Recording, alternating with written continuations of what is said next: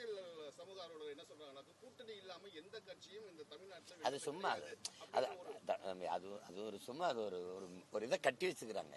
கெஜ்ரிவால் வெல்ல முடியுது தனிச்சு நின்று. வென்றாரா இல்லையா அதை சொல்லுங்க.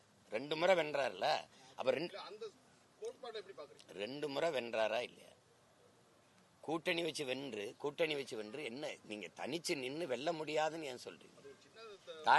தனிச்சு நின்று 34 தொகுதியில 40 பாராளுமன்றத்துல 37 தொகுதியே அம்மா ஜெயலலிதா வென்றாங்களா இல்லையா?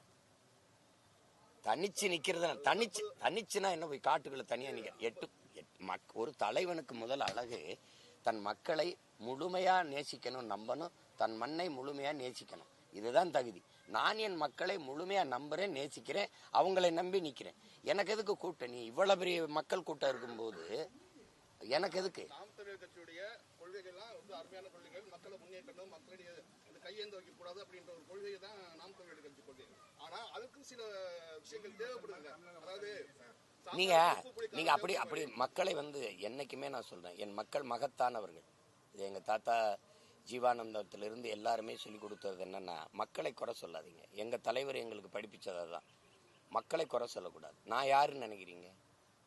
நீங்க யாரு? நீங்க அந்த மக்கள் இருந்து நம்மளை பெற்ற தாய் தந்தையர். என் தாயும் தந்தையும் படிக்கல, என்னைய படிக்க வச்சான்ல. அப்படி பேசக்கூடாது. என் மக்கள் மகத்தானவர்கள். இவ்வளவு சாதி மத உணர்ச்சியை தூண்டி சாராயம் பணம் கொடுத்து எல்லாம் சாப்பாடு கொடுத்து இவ்வளவு வேலை செஞ்சும் எனக்கு 36 லட்சம் பேர் மக்கள் தேடி போட்டு ஒரு சின்ன பிள்ளைகளை அங்கீகாரம் பெற்ற ஒரு தனித்த கட்சியா மாத்திருக்கான்னா மக்கள் மகத்தானவன் தானே.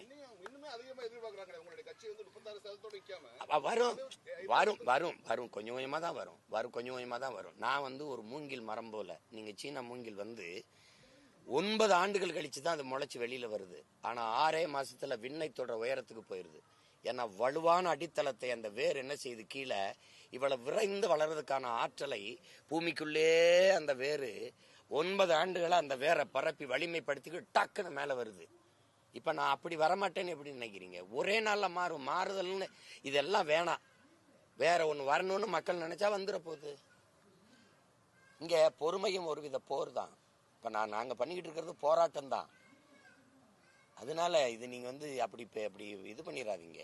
ஆபிரகாம் லிங்கன் சொல்ற மாதிரி நாங்க மெதுவா வருவோம், ஆனா ஒருபோதும் பின்னோக்கி போக மாட்டோங்கிறவள. அது மாதிரி கொஞ்சம் காலம் எடுக்குது. இங்க மாறுதல் என்பது மகத்தானது, ஆனா அது கொஞ்சம் காலம் எடுக்குது. எது ஒன்றுமே எளிதா நடக்கணும்னு நினைக்கிற மக்களின் மனநிலையில அந்த மாறுதலுக்கான சிந்தனை வர கொஞ்சம் காலம் எடுக்குதுங்கிறான். தொடக்கத்துல அது ரொம்ப கடினமா இருக்குது, அப்புறம் கொஞ்சம் குழப்பமா இருக்குது, எப்படி பார்த்தாலும் இறுதியில மாற்றம் தான் அழகா இருக்குதுங்கிறான். அது கொஞ்சம் காலம் எடுக்கும்.